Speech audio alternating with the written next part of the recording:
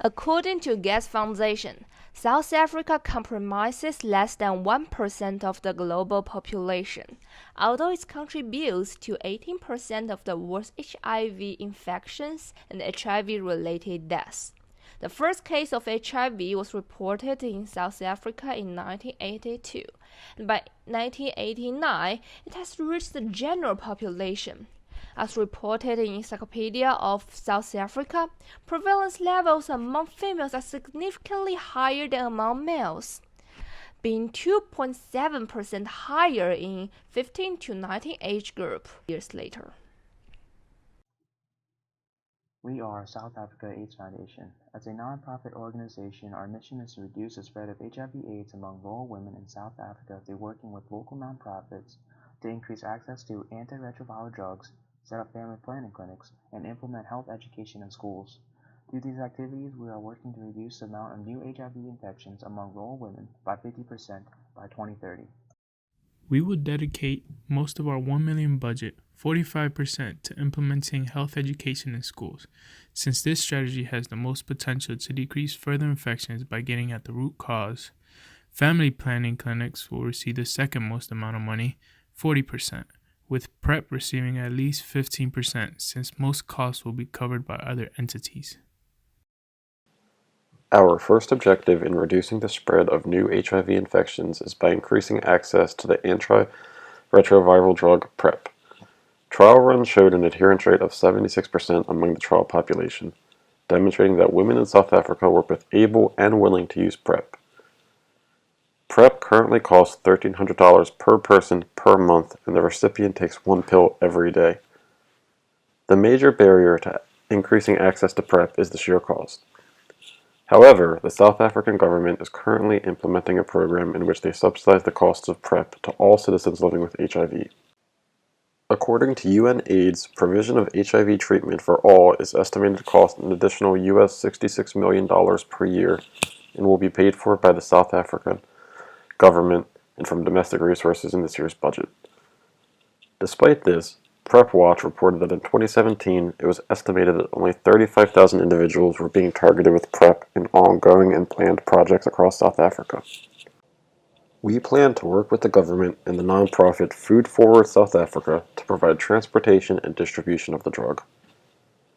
Food Forward South Africa distributes food to rural areas in South Africa, and we can partner with their transportation systems to create an extensive network of distribution that helps to reduce the cost of transportation. To evaluate the success of this objective, we would measure the increase in the amount of people receiving PrEP and the amount of people actually adhering to the one pill a day regimen. We want to have doubled the amount of PrEP adhering to the program in the next 5 years. Our second objective is to reduce the spread of HIV by setting up the family planning clinics in rural areas.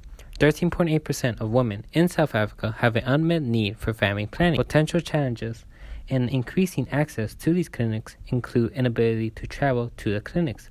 It is either because of transportation costs or sheer distance. To overcome this, we plan on targeting clusters of rural communities and setting up a clinic per cluster, reducing the need for long-distance travel. To measure our success, we will monitor the increase of people at the clinics, the increase of HIV testing, and the usage of the family planning strategies we will provide to the women. To achieve our goal, we will be working with nonprofit organizations like the Treatment Action Campaign, who works to provide quality healthcare service to those affected by HIV and AIDS in South Africa.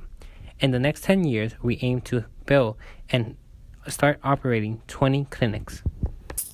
Our third objective is to implement comprehensive health education in rural schools. According to United Nations Population Fund, only 59% of young people in South Africa have comprehensive knowledge of ways to prevent HIV. In 2016, only 5% of schools in the country were providing comprehensive sexuality education. The first activity we are going to complete is to create a curriculum that includes a general health section as well as specifics in preventing HIV/AIDS and other diseases. A major barrier to providing comprehensive sex ed is resistance in schools because of the perceived sensitive nature of the subject. To combat this, we would base the program off of sex ed in the United States, but consult with local nonprofits such as Education Africa to make sure the material is culturally sensitive while still relaying important factual information. Education Africa aims to provide quality education to the poorest of the poor and would be a major help in bringing a health program to rural schools. The second activity we need to complete is to train rural teachers to successfully implement the program in their schools. In order to accomplish this, we would travel to rural villages and hold seminars in which we would provide information on how to successfully teach the subject. Time spent training teachers is time they could spend preparing for other classes, so to make the most use out of their time, we will hold these seminars over 3 days and meet for 2 hours each day. Our indicators for success in this objective would be an increase in the amount of schools providing comprehensive sex ed and the amount of young people in South Africa that know how to prevent HIV. We want to implement the curriculum in at least 200 schools in the next 10 years. Help support us in this fight against HIV/AIDS and to make a better future for the millions of people affected by this disease in South Africa. 'Cause this is Africa.